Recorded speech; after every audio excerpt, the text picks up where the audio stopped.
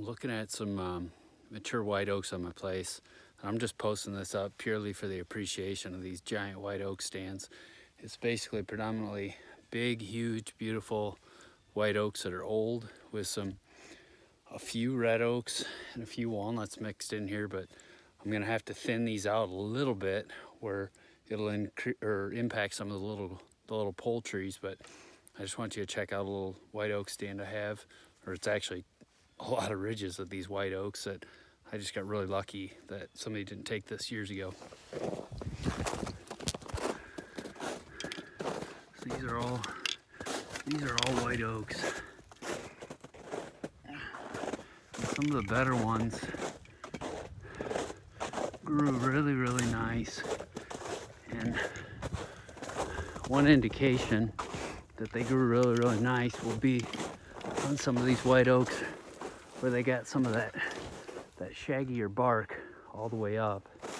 So I mean, some of these trees are just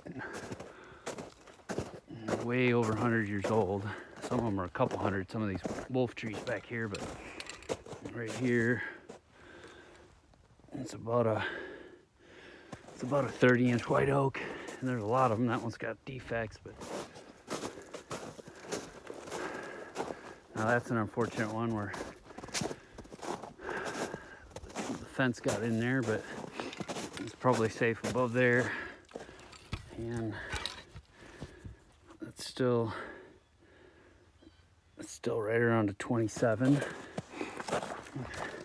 And different landowners way back in the day, that side of the fence is far different than this side. Still a lot of white oaks over there, but I had a lot more to do. You can see some of the ones I freed up there. It's actually a walnut, some white oaks back there. So there is mature white oaks on both sides. But I got very lucky that nobody took really a couple hundred acres of beautiful white oaks. Just big. Most of them are big and straight. I mean, that's 35-40 feet to a lot of the limbs. Like that one, I guess, has got a little limb right there started, but fundamentally a big limb. It's 35 feet up there. A lot of these are 40-50 feet before you hit a limb.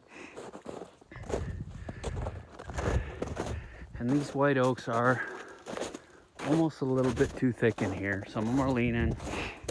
You know, we've been fighting for sun for over 100 years, well over that.